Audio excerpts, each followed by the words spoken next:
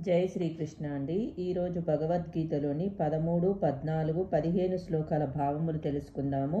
మొట్టమొదటగా 13వ శ్లోకం.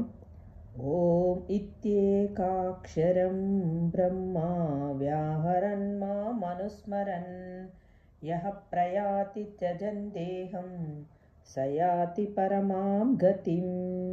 దీని భావము: ఇట్టి యోగ విధానమునందు నెలకొని దివ్యాక్షరముల సమాహారమైన ఓంకారమును ఉచ్చరించిన పిదప యోగి దేవాది దేవుడైన నన్ను స్మరించుచు దేహమును త్యజించినచో నిశ్చయముగా ఆధ్యాత్మిక లోకములను పొందగలడు.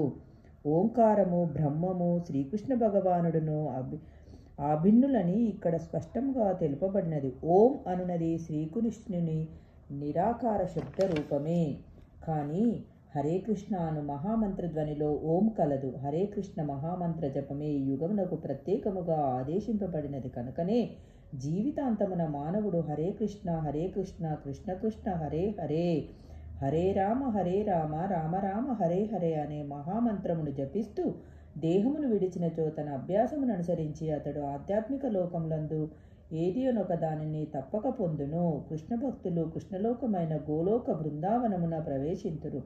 ఆధ్యాత్మిక జగత్తునందు ఇంకను వైకుంఠ లోకములను తెలియబడు అనేక లోకములు సాకారవాదుల కొరకై గలవు. కానీ నిరాకారవాదులు మాత్రం చివరికి బ్రహ్మజ్యోతి అందే లీనమగుతురని భావము. 14వ శ్లోకం. అనన్యచేతాః సతతం యో మాం స్మరతి నిత్యశః తస్యాహం సులభః పార్థ నిత్యయుక్తస్య యోగినః.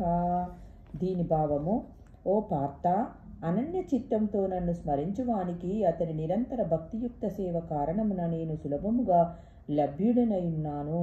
దేవాది దేవుని భక్తి యోగంతో సేవించు శుద్ధ భక్తులు పొందు పరమగమ్యమును ఈ శ్లోకమును ముఖ్యముగా వివరించుచున్నది. గడిచిన అధ్యాయము శ్లోకములందు ఆర్తులు, జిజ్ఞాసులు, అర్ధార్థులు, జ్ఞానులనడి 4 రకములైన భక్తులు పేర్కొనబడిరి. కర్మయోగము, జ్ఞానయోగము, హఠయోగము వంటి వివిధ ముక్తి విధానములు కూడా వివరింపబడినవి. ఈ యోగ విధానములు భక్తిని వృద్ధిగా కలిగియున్నను ఈ శ్లోకం నందు ప్రత్యేకించి జ్ఞాన, కర్మ, హఠాతి ఎట్టి మిశ్రమం లేని యుద్ధ భక్తి యోగములు ప్రత్యేకించి పేర్కొనబడినదని భావము. 15వ శ్లోకం.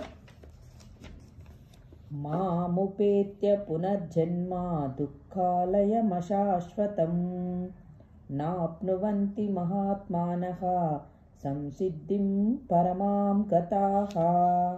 దీని యొక్క భావము: భక్తి యోగులైన మహాత్ములు నన్ను పొందిన పిమ్మట అత్యున్నతమైన సంసిద్ధిని పొందిన వారగుటచే దుఃఖాలయమైన ఈ అనిత్య జగత్తునకు ఎన్నడూ తిరిగిరారు. అనిత్యమైన ఈ భౌతిక జగత్తు జన్మము, వార్ధక్యము, రోగము, మరణములనడి దుఃఖములచే నిండియున్నందున సంసిద్ధిని పొంది దివ్యకృష్ణలోకమైన గోలోక బృందావనమును పొందిన మహాత్ముడు సహజముగానే ఈ లోకమునకు తిరిగి రాగోరరు. అట్టి దివ్యధామము అవ్యక్తము, అక్షరము, పరమగతి అని వేదవాగ్మయమునందు వర్ణింపబడినది.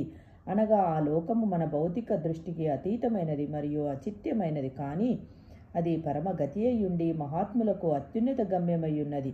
మహాత్ములైన వారు శుద్ధ భక్తుల నుండి దివ్య సందేశములను గ్రహించుచు క్రమముగా కృష్ణ చైతన్యంతో భక్తియుక్త సేవను పెంపొందించుకొనుచుందురు అని భావము. జై శ్రీకృష్ణ అండి. రేపటి వీడియోలో మరికొన్ని శ్లోకాలతో మళ్ళీ కలుస్తాం. జై శ్రీకృష్ణ.